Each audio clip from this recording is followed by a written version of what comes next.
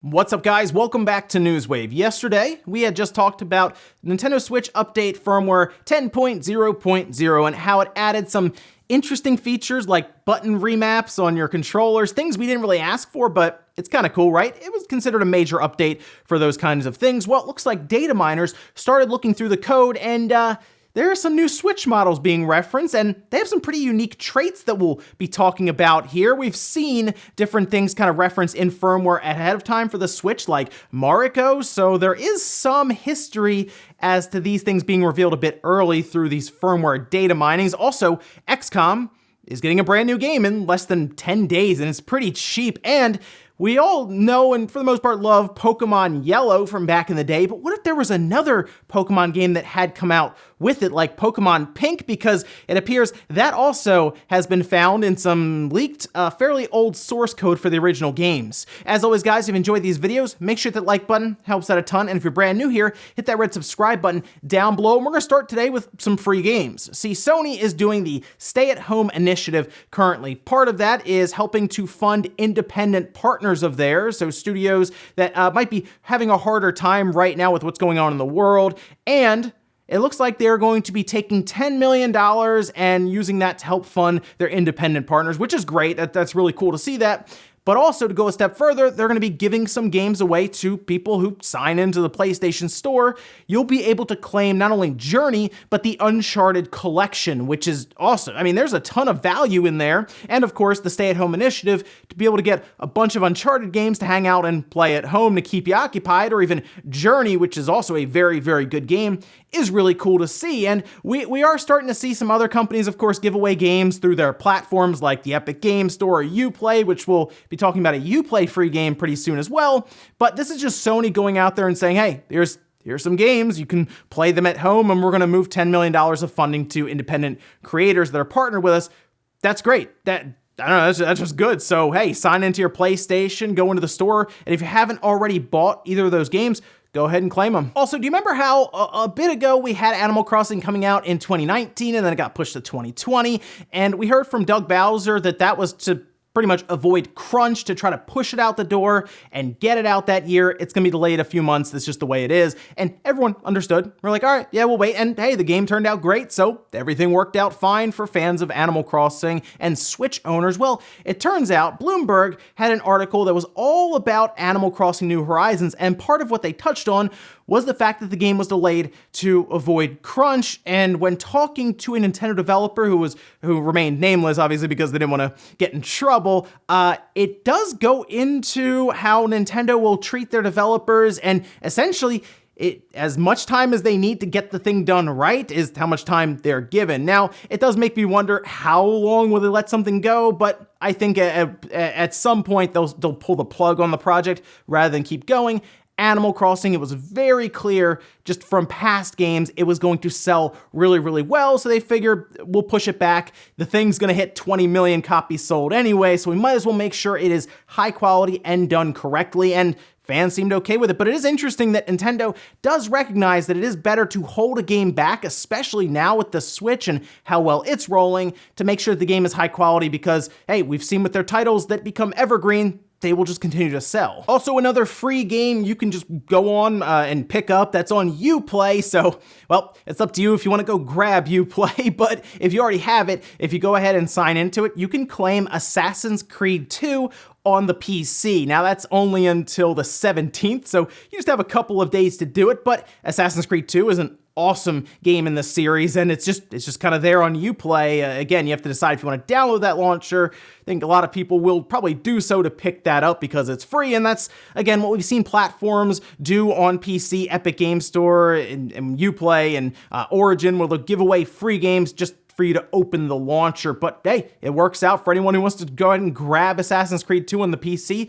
Go ahead and do that on Uplay now. And guys, with some of the quick news out of the way, let's get into the bigger stuff. Let's start with this firmware 10.0.0 being data mined, showing a couple of new Switch models, essentially. This is interesting stuff because right now there are apparently 5 different models that data miners know about. They're given code names and all kinds of stuff, but after having a look through that 10.0 firmware, well, this is what they had to say. Firmware 10.0.0 adds preliminary support for a new hardware model, NX-ABCD. 3 of the 5 new DRAM profiles are for this new hardware type, and there's evidence of a secondary display of sorts being added exclusively on this model. Now, that's from Mike Heskin over on Twitter. It is very, very important to note, because I know this is going to kind of blow up a bit with the idea of the Switch Pro and all this. It was noted further down that this is still using the X1 quote-unquote Plus, the Marco chipset. The chipset that, of course, is in the Switch Lite or the newer Switch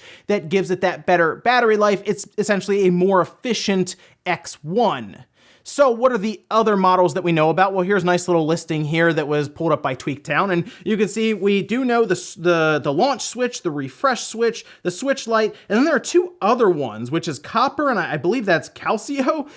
Now, the bottom one, Calcio, is interesting because what happens here is that apparently the first letter does in some way reflect what it is. So like the Switch Lite's handheld, for example, and now they believe that Calcio could in some way be console, and that goes back to the idea of there actually being a TV only Switch. And that sounds crazy, but so does the idea of a handheld only Switch, because it doesn't switch, right? Yeah, that's interesting, right? There's also been talks about it possibly being just all digital. There's stuff flying all over the place. If it's ever actually used, then we'll really dive into it there on that side. But the other one is pretty interesting. That's because there's still quite a bit unknown about this model, the system. But one thing that was brought up was that it has a secondary display option, as in it would have,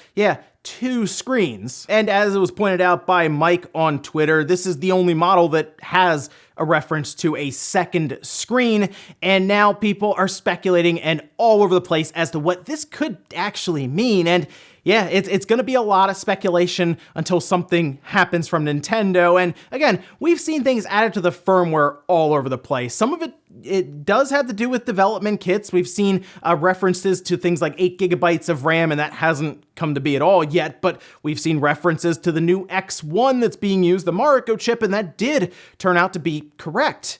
So a secondary screen, what would that be? Well, there's been talks about what if they actually did a 2-screen Switch. Again, I don't ever want to rule anything out from Nintendo, because they packaged and sold cardboard that you break out and fold up and do some wild stuff with the Joy-Con and the IR camera. We've seen some crazy stuff from Nintendo. We've also seen Ring Fit. So you never know is what I'll say. But if I had to look at this, I would look at the secondary screen and say, maybe VR actually worked out for them with Laba more than they thought, or they've been pursuing it a bit further, because the idea of the Switch having access to a dedicated headset that would be seen as a second screen would be kind of neat. Like if they really went after VR with the Switch when it's in its docked mode, and it's, of course, they can actually move the frequency up and do all kinds of things there that you wouldn't do in handheld mode once in the headset, they could possibly design